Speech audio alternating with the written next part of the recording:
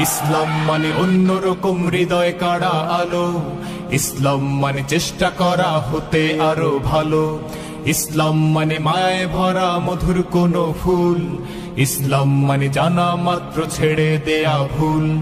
চারিদিকে শুনছি শুধু একটাই স্লোগান, ইসলাম ছিল। আজ থেকে কয়েক হাজার বছর আগে ইরানের অগ্নিপূজকদের মাথায় আসলো বছরের প্রথম দিন, সেটাকে তারা ফার্সিতে নওরোজ বলতো, মানে নতুন দিন। এই নওরোজ বা নাইরোজ, এই বছরের প্রথম দিনকে অগ্নিপূজকেরা, প্রকৃতি পূজারীরা, প্যাগানরা তারা বিশেষভাবে পুজো অর্চনা এবং উৎসব হৈহুল্লোড় করে কাটাতো। কেন কাটাতো? কারণ তারা মনে করত, তারা বিশ্বাস করত, বছরের প্রথম দিনটিতে আনন্দ উৎসব এবং হৈহুল্লোড় করে যদি কাটানো যায়, তো প্রথম মুহূর্ত, প্রথম দিনটাকে উৎসব এর মাধ্যমে কাটালে সারা বছর ভালো থাকা যাবে, সুখে থাকা যাবে, স্বাচ্ছন্দ্যে থাকা যাবে, উৎসবে থাকা যাবে। এই ভুল বিশ্বাস এবং এই কুসংস্কারাচ্ছন্ন আকীদার উপর ভিত্তি করে সেই অগ্নিপূজকেরা তারা বছরের প্রথম দিনকে উৎসবের সময় এবং উপলক্ষ হিসাবে স্থির করল। এটা ছিল আজ থেকে বহু হাজার বছর আগের ঘটনা। এটার শুরু এবং উৎপত্তি হলো ইরান থেকে। এরপর বহুকাল পর খ্রিস্টানরা এই কালচারটাকে ধারণ করল। তারা তাদের যে খ্রিস্টীয় বর্ষ, সে খ্রিস্টীয় সন বা সালকেও তারা ওই অগ্নিপূজকদের যে সাল ছিল, সন ছিল, সেটার মতো করে এটার প্রথম দিনকে, প্রথম মুহূর্তকে তারা উদযাপন করা শুরু করলো। আজ সেই উদযাপন আমাদের মুসলমান সমাজেও এসে পড়েছে। তার নাম হলো 31st নাইট। এই 31st নাইটের এই কালচার, এটা এসেছে অগ্নিপূজকদের কাছ থেকে, খ্রিস্টানদের ঘাড় হয়ে এখন সেটা মুসলমানদের সমাজেও বসবাস করছে, টিকে আছে। 31st নাইটের যে কালচার এবং সংস্কৃতি, এই সংস্কৃতির মূল থিমটা হলো সেই অগ্নিপূজকদের থিম, অর্থাৎ বছরের প্রথম মুহূর্ত, এই সময়টাকে যখনই রাত 12টা 1 মিনিট হবে 31শে ডিসেম্বর, 31st নাইট, 31 ডিসেম্বর রাত 12টা পার হয়ে যখন 12টা 1 হয়ে যাবে, তখনই সব পটকা ফুটিয়ে, আতশবাজি করে, ফানুস উড়িয়ে, হৈ হুল্লোড় করে, গান বাজনা করে, উৎসব করে, ফুর্তি করে এই মুহূর্তকে কাটিয়ে তারা সারা বছর ভালো থাকতে চায়, উৎসবে থাকতে চায়, খুশিতে থাকতে চায়। এই চিন্তাধারা, এই ধ্যান ধারণা এসেছে অগ্নিপূজকদের কাছ থেকে। আমরা মুসলমানের সন্তান, মুহাম্মদুর রাসূলুল্লাহ সাল্লাল্লাহু আলাইহি ওয়াসাল্লামের উম্মত, তার অনুসারী। আল্লাহর লাখো কোটি শুকর, আল্লাহ তাআলা এরকম কুসংস্কারাচ্ছন্ন, অযৌক্তিক, হাস্যকর, বাস্তবতা বিবর্জিত বিশ্বাস এবং কুসংস্কার থেকে আল্লাহ তাআলা আমাদের মুসলমানদেরকে হেফাজতে রেখেছেন, আলহামদুলিল্লাহ। আল্লাহ রাব্বুল আলামিন রাত এবং দিনের পরিবর্তন, বছরের মাসের পালাবদল করেন, মানুষ যাতে শিক্ষা গ্রহণ করে যে মানুষের পৃথিবীতে বেঁচে থাকার জন্য রাতের প্রয়োজন যেমন আছে, দিনের প্রয়োজন আছে, ঋতুর পরিবর্তনের প্রয়োজন আছে। এই সবগুলো মানুষের প্রয়োজনে আল্লাহ তাআলা দিয়েছেন। মানুষ সেখান থেকে শিক্ষা গ্রহণ করবে, দার্স হাসিল করবে, সেখান থেকে মানুষ আল্লাহ রাব্বুল আলামিনের কৃতজ্ঞতা আদায় করবে। এই জন্য আল্লাহ তাআলা এগুলো দিয়েছে। আল্লাহ তাআলা বছরের পালাবদল এই জন্য দেননি যে মানুষ সেটাকে ফুর্তি করবে, উৎসব করবে, উৎসব এবং ফুর্তি করে কাটাবে। ভাইরা আমার, সবচেয়ে দুর্ভাগ্যের ব্যাপার, সবচেয়ে হাস্যকর ব্যাপার হলো আজকের পৃথিবীতে যারা নিজেদেরকে বিজ্ঞান মনস্ক দাবি করে, যে মানুষগুলো নিজেদেরকে বিজ্ঞান এর অনুসারী মনে করে, সেই মানুষগুলো সেই হাজার হাজার বছর আগের অগ্নিপূজকদের সেই হাস্যকর এবং মিথ্যা বাস্তবতা বিবর্জিত বিশ্বাসকে তারা ধারণ করে আছে। বছরের প্রথম মুহূর্তকে আনন্দ উৎসব করে, হই হুল্লোড় করে, ফুর্তি করে, আতশবাজি করে, ফানুস উড়িয়ে কাটালে যদি মানুষ ভালো থাকে, সারা বছরটা যদি ভালো যায়, তাহলে প্রতিদিন সকালে নতুন দিনের ভোরে, নতুন মাসের শুরুতে, নতুন সপ্তাহের শুরুতে, যে কোনো নতুন কিছুর শুরুতে মানুষ এভাবে ভালো উৎসব করে, ফুর্তি করে, আনন্দ করে, হই হুল্লোড় করে কাটিয়ে তারা সারা মাস সারা সপ্তাহ ভালো থাকতে পারত। বছরের প্রথম মুহূর্ত আনন্দ উৎসব করলে সারা বছর ভালো থাকা যায়। এটা কি সত্য না মিথ্যা? এর কোনো বৈজ্ঞানিক ভিত্তি আছে? এর কোনো শরঈ ভিত্তি আছে? নাই। আল্লাহ রাব্বুল আলামিন আমাদেরকে সেই দ্বীনের অনুসারী করেছেন যে দ্বীনে প্রতিদিনের সকালকে আমরা আল্লাহর জিকিরের মাধ্যমে উদযাপন করি। আলহামদুলিল্লাহ। আল্লাহ তাআলা আমাদেরকে সেই দ্বীনের অনুসারী করেছেন যে দ্বীনের প্রত্যেক শুরুকে আমরা আল্লাহর নাম দিয়ে উদযাপন করি, শুরু করি, সূচনা করি। আল্লাহ রাব্বুল আলামিন এই সমস্ত কুসংস্কার থেকে আমাদেরকে, আমাদের সমাজকে হেফাজত থাকার তৌফিক দান করুন। ভাইরা আমার, যার আগমন আনন্দের কারণ হয়, যার আগমন আনন্দের কারণ হয়, তার বিদায় বেদনার কারণ হয়। ঠিক না বেঠিক? এই উসুল, এই মূলনীতির সাথে আপনারা কি একমত না দ্বিমত? কেউ আসলে, যাকে দেখলে আপনার খুশি হয়, ভালো লাগে, তিনি যদি হারিয়ে যান, তাকে যদি আপনি মিস করেন, হারিয়ে ফেলেন, তাহলে আপনার কি খুশি লাগে না খারাপ লাগে? খারাপ লাগে। যিনি আসলে আপনি আনন্দিত হন, তিনি চলে গেলে আপনার আবার বেদনাও হয়। এই উসুল ঠিক আছে না বেঠিক? ঠিক।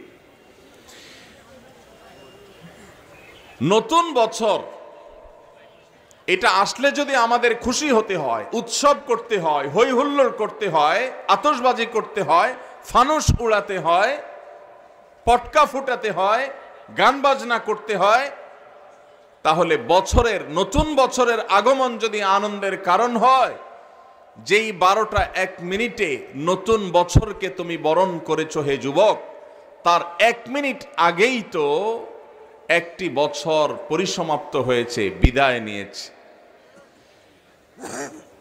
বছরের আগমন যদি তোমার আনন্দের কারণ হয়, তাহলে বছরের বিদায় কেন তোমার বেদনার কারণ হয়নি? বছরের আগমনে তুমি যে হাসছো, আনন্দ করছো, কই তোমাকে তো বছরের বিদায়ে কাঁদতে দেখিনি। তোমার এই ইলজিক্যাল, তোমার এই অযৌক্তিক, তোমাদের এই হাস্যকর বাস্তবতা বিবর্জিত এই চেতনা, এই বিশ্বাস, এই কালচার, এই সংস্কৃতি, এটা এ মাটির নয়, এ মাটির মানুষের নয়। এখানকার মানুষের কালচার এবং সংস্কৃতির সাথে এই 31st নাইটের কোনো চুল পরিমাণ সম্পর্ক নাই। কিন্তু দুর্ভাগ্যের বিষয়, গত কয়েক বছর, বেশ কয়েক বছর ধরে আমাদের দেশে এই 31st নাইটের এই কালচারকে আমদানি করা হয়েছে, স্টাবলিশড করা হয়েছে, প্রতিষ্ঠিত করা হয়েছে, এটাকে নার্সিং করা হয়েছে, এটাকে পরিপালন করা হয়েছে, এটাকে নানাভাবে প্রচার করা হয়েছে, প্রচারণা করা হয়েছে, সমাজের রন্ধ্রে রন্ধ্রে এটাকে ছড়িয়ে দেওয়া হয়েছে। ঢাকা শহরে, চট্টগ্রাম শহরে, ময়মনসিংহ শহরে, খুলনা শহরে, বড় বড় শহরগুলোতে, এমনকি গ্রামেও 31st নাইটে 31শে ডিসেম্বর রাত 12টা 1 মিনিটে যে দৃশ্য দেখা যায়, সেটা কোনো মুসলমান সমাজে কখনো শোভনীয় হতে পারে না। ভাইরা আমার, আমরা পলিটিক্যাল ফ্যাসিজমের কথা বলি, রাজনৈতিক ফ্যাসিস্টদের কথা বলি, আমরা কালচারাল ফ্যাসিস্টদের কথা বলি না। এদেশে এক শ্রেণীর পত্রপত্রিকা, এক শ্রেণীর মিডিয়া, এক শ্রেণীর তথাকথিত বুদ্ধিজীবী, তারা আমাদের দেশের মানুষের উপর ভিনদেশী কালচারকে আমদানি করে, সেটাকে প্রতিষ্ঠিত করে এত বেশি কোণঠাসা করে রেখেছে এদেশের ওলামা একরামকে, দিনদার মানুষদেরকে, যে সংখ্যায় এদেশে মুসলমানরা বেশি হলেও সংস্কৃতিতে মুসলমানরা এদেশে আজও সংখ্যালঘু হয়ে আছে। আমরা সংখ্যাতে অনেক বেশি হলেও আমাদের কালচারে, আমাদের সংস্কৃতিতে আমরা সংখ্যালঘুর মতো। আমাদের উপরে চাপিয়ে দেওয়া হচ্ছে ভিনদেশি সংস্কৃতি। এই 31st নাইটের এই কালচারকে নানাভাবে দেখবেন পত্রপত্রিকাতে, এক শ্রেণী মিডিয়াতে এটাকে আমাদের সমাজে প্রতিষ্ঠিত করা হয়েছে এবং এখনো হচ্ছে। সময় এসেছে এই অনাচারের বিরুদ্ধে আমাদের তীব্র প্রতিবাদ গড়ে তোলার। বেশি দিন আগের কথা নয়, মাত্র 2 বছর আগে ঢাকার 2টি মর্মান্তিক ঘটনা আমাদের চোখের পানি এনে দিয়েছিল। তার একটি হলো মায়ের কোলে থাকা দুধের শিশু 31st নাইটের বিকট আওয়াজে, পটকার বিকট আওয়াজে, আতশবাজির বিকট আওয়াজে সে দুধের শিশু মারা গিয়েছিল। বিষয়টা আদালত পর্যন্ত গড়িয়েছিল, কিন্তু বিচারহীনতার এই দেশে ওই ঘটনার দায় কাউকে নিতে দেখা যায়নি, কাউর কোনো দোষী সাব্যস্ত করতে দেখা যায়নি। ঠিক একই সাথে আরেকটি মর্মান্তিক ঘটনা ঘটেছিল, তা হলো একজন অসহায় নারী, তিনি তার সারা জীবনের সঞ্চয়কে একত্র করে ছোট্ট একটা প্লাস্টিকের কারখানা করে নিজ বাড়িতে প্লাস্টিকের আসবাবপত্র তৈরি করে ছাদের উপর সেগুলো মেলে রেখেছিলেন। এই 31st নাইটের আতশবাজির আগুন উড়ে এসে তার ছাদের উপর থাকা সেই প্লাস্টিকের উপরে পড়ে তার সমস্ত প্লাস্টিকগুলোকে পুড়ে ছাই করে ফেলেছিল। এই যে মায়ের কোলে থাকা শিশুর মৃত্যু, আরেকজন অসহায় নারী উদ্যোক্তার সর্বস্ব হারিয়ে যাওয়া, আতশবাজির আগুনকে অপরাধীর কাঠগড়ায় দাঁড় করিয়ে চিরতরে নিষিদ্ধ করার বিচার করবার জন্য এই 2টি ঘটনা কি যথেষ্ট নয়? কিন্তু ভাইরা, প্রতি বছর প্রশাসনের ভাইরা, পুলিশ, বিভিন্ন সেক্টরে যারা আইন শৃঙ্খলা রক্ষা করার দায়িত্বে নিয়োজিত আছেন, তারা প্রতি বছরই প্রায় এই আহাজারি করেন যে 31st নাইট উপলক্ষে কোনো প্রকার পটকা ফুটানো যাবে না, আতশবাজি করা যাবে না, ফানুস উড়ানো যাবে না।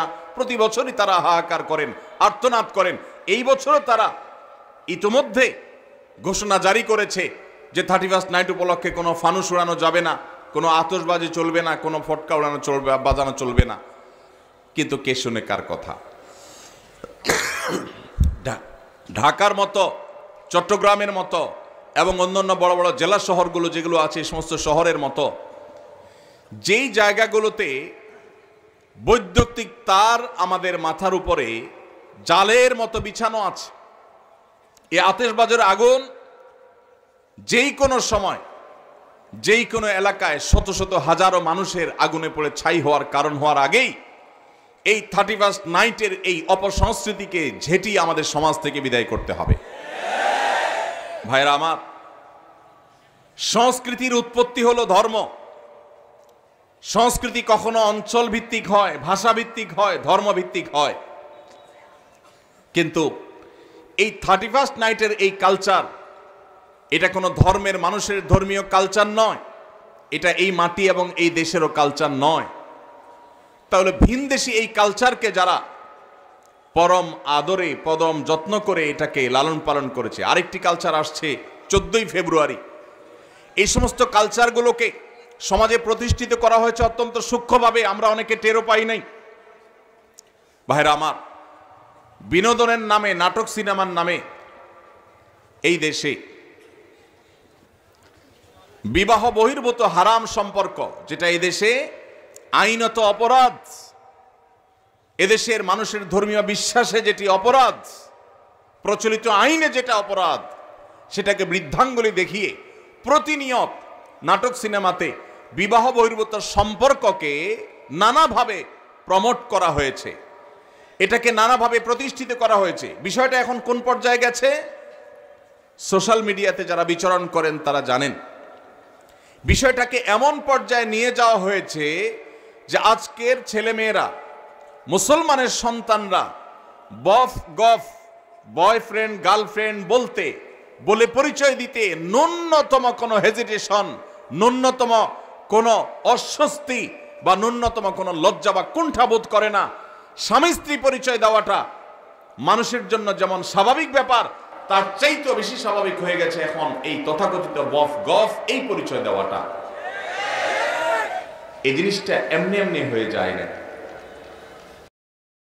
এই সমাজের শত্রুরা যারা কিছু হলে বিদেশে পাড়ি জমাবে, সরকারের ঊর্ধ্বতন কর্তৃপক্ষের সাথে বসা এক বৈঠকে বলেছিলাম, দেখেন ভাই, কিছু হলে অনেকে চলে যাবে ভারতে, অনেকে চলে যাবে আমেরিকায়। আমরা হুজুররা এদেশের মাটি ছেড়ে কোথাও যাব না ইনশাআল্লাহ। আপনারা কেউ ভারতে যাবেন, কেউ আমেরিকায় যাবেন, কেউ ইংল্যান্ডে যাবেন, কেউ ইউরোপে যাবেন, আপনাদেরকে ওয়েলকাম গোটা পৃথিবী করবে। আমাদেরকে কেউই ওয়েলকাম করবে না, কেউ তো করবে না, এমনকি সৌদি বা মিডল ইস্টও আমাদেরকে ওয়েলকাম করবে না।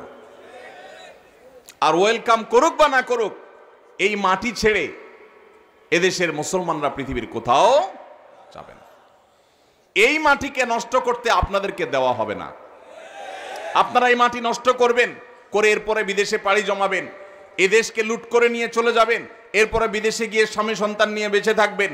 এটা আমরা মুসলমানরা ইনশাল্লাহ হতে দেব না। আমাদের এই সমাজকে নষ্ট করে সেখানে যুবকদেরকে চরিত্রহীন করে তাদের কাছে জেনা বেবিচারকে ডাল ভাত করে দেওয়ার জন্য এদেশের যে সমস্ত নাটক সিনেমাগুলোর দায় আছে, বিবাহ বহির্ভূত সম্পর্কের কারণে যত বাবা মার অবাধ্যতার ঘটনা ঘটেছে, যত অসামাজিক কার্যকলাপ হয়েছে, যত ভ্রূণ হত্যা হয়েছে, যত গর্ভপাত, অবৈধ গর্ভপাতের ঘটনা ঘটেছে, যত আত্মহত্যার ঘটনা ঘটেছে, যত শিক্ষার্থীর শিক্ষা জীবন ধ্বংস হয়েছে, ক্যারিয়ার ধ্বংস হয়েছে, তার সবগুলোর জন্য এই দেশে এই বিবাহ বহির্ভূত সম্পর্ককে নাটক সিনেমার নামে, নোবেল উপন্যাসের নামে যারা প্রতিষ্ঠিত করেছে, তারা এই সমস্ত অপরাধগুলোর জন্য দায়ী এবং তাদের বিচার হওয়া উচিত।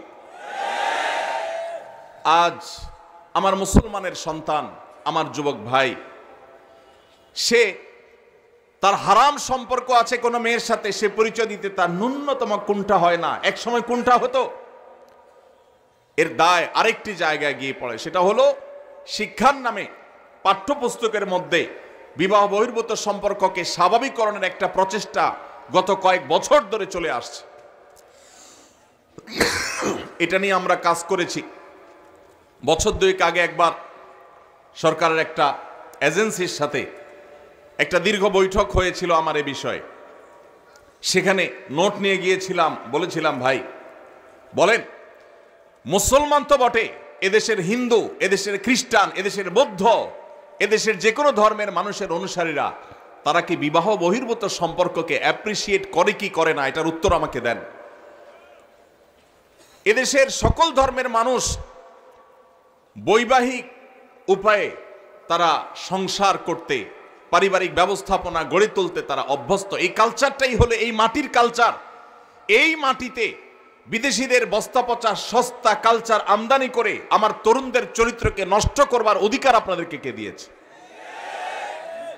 দুর্ভাগ্যজনক হলেও সত্য, আজ পাঠ্যপুস্তকগুলোতে শিক্ষার নামে আমরা দেখেছি গত বহু বছর ধরে আমাদের তরুণ তরুণীদেরকে, আমাদের কিশোর কিশোরীদেরকে অবৈধ সম্পর্ক করবার জন্য তাদেরকে নানাভাবে প্ররোচনা দেওয়া হয়েছে, তাদেরকে নানাভাবে উৎসাহিত করা হয়েছে।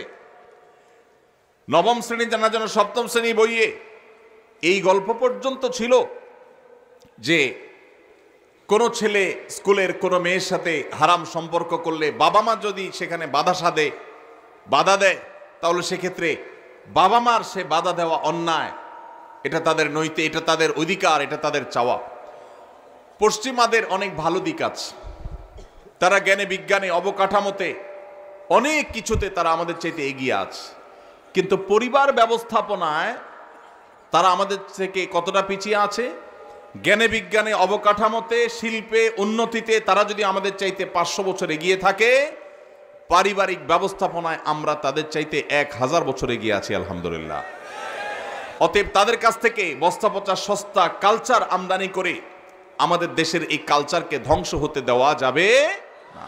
এই জন্য 31st নাইটের এই কালচার, বিবাহ বহির্ভূত তথাকথিত প্রেম ভালোবাসা বা অবৈধ সম্পর্কের এই কালচার এগুলোর বিরুদ্ধে যদি আমরা এখনই রুখে না দাঁড়াই, তাহলে ওই যে বয়ফ্রেন্ড গার্লফ্রেন্ড কালচারটা যেরকম স্বাভাবিক হয়ে যাচ্ছে, এটা যেরকম কোনো দোষের থাকছে না, এ ব্যাপারে যেরকম তরুণ তরুণীদের লাজ লজ্জা কুণ্ঠা সবকিছু উঠে যাচ্ছে, অস্বস্তি দূর হয়ে যাচ্ছে, স্বাভাবিক হয়ে যাচ্ছে, রাস্তাঘাটে জেনাবে বিচার হলে সেটাও এক সময় স্বাভাবিক হয়ে যাবে, যদি এখন থেকে আমরা আমাদের উপর আরোপিত এই কালচারাল অ্যাটাক, সাংস্কৃতিক যুদ্ধের মোকাবেলা আমরা না করতে পারি। ভাইরা আমার, সেজন্য আপনারা যারা ওয়াজ মাহফিলে এসেছেন, আপনারা বেশিরভাগ মানুষ 31st নাইটের ফানুস উড়াবেন না আমি জানি, আপনারা বেশিরভাগ মানুষ 31st নাইট উদযাপন করবেন না আমি জানি। তারপরও আপনাদেরকে কথাগুলো বলার উদ্দেশ্য হলো সমাজের প্রত্যেকটা জায়গায় জায়গায় মসজিদে মসজিদে এই অপসংস্কৃতি প্রতিরোধ কমিটি গড়ে তুলতে হবে এবং উদ্যোগ নিতে হবে যে আমাদের তরুণদের কেউ যদি এই উচ্ছৃঙ্খল কাজ করতে যায়, কেউ যদি রাত 12টা 1 মিনিটে বিকট আওয়াজে আবারও কোনো মায়ের কোলে থাকা শিশুকে হত্যা করতে উদ্যত হয়, আবারও যদি কোনো অসহায় নারী উদ্যোক্তার সব পুড়িয়ে ছাই করে দিতে উদ্যত হয়, তাহলে তার সে কালো হাত থামিয়ে দিতে হবে, তাকে আইন শৃঙ্খলার কাছে সুপর্দ করতে হবে। ভাইরা আমার, এখানে আমার অনেক কলেজ স্কুল কলেজের অনেক বন্ধুরা আছেন, অনেক তরুণরা আছেন, আপনাদের প্রতি আমার একান্ত অনুরোধ, আপনি একজন মুসলমান, আপনি একজন বাংলাদেশী, বাংলাদেশের মানুষের এ মাটির কিছু সংস্কৃতি আছে। মুসলমান হিসাবে আপনার কিছু সংস্কৃতি আছে। মনে রাখবেন, যে কোনো জাতির আত্মপরিচয়, তাদের আইডেন্টিটি, এটা তাদের সংস্কৃতির মধ্য দিয়ে টিকে থাকে। যে জাতি অন্যদের সংস্কৃতিতে হারিয়ে যায়, তাদের আত্মপরিচয় আর থাকে না, একসময় তারা বিলীন হয়ে যায়, হারিয়ে যায়। আমাদের এই দেশকে, এই দেশের মানুষকে, আমাদের আত্মপরিচয়কে নষ্ট করে দেওয়ার জন্য হাজারটা ষড়যন্ত্র আছে।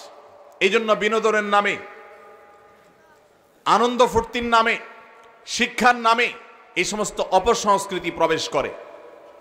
আমার গত কয়েক মাসে বেশ কয়েকবার কয়েকটা মিনিস্ট্রিতে যাওয়ার সুযোগ হয়েছে, বিভিন্ন কাজে বলতে জাতীয় স্বার্থে বা দিনী স্বার্থেই, আমার ব্যক্তিগত কোনো কাজ বা আমার ফাউন্ডেশনের কোনো কাজে যাইনি কখনো। আমি অবাক হয়েছি যে একাধিকবার আমি শিক্ষা মন্ত্রণালয়ে যাওয়ার সুযোগ হয়েছে, মাননীয় শিক্ষা উপদেষ্টার সাথে বৈঠকের সাক্ষাতের সুযোগ হয়েছে। আমি প্রতিবার লক্ষ্য করেছি অন্য যে কোনো মন্ত্রণালয়ের তুলনায় শিক্ষা মন্ত্রণালয়ে বিদেশিদের আনাগোনা সবচাইতে বেশি।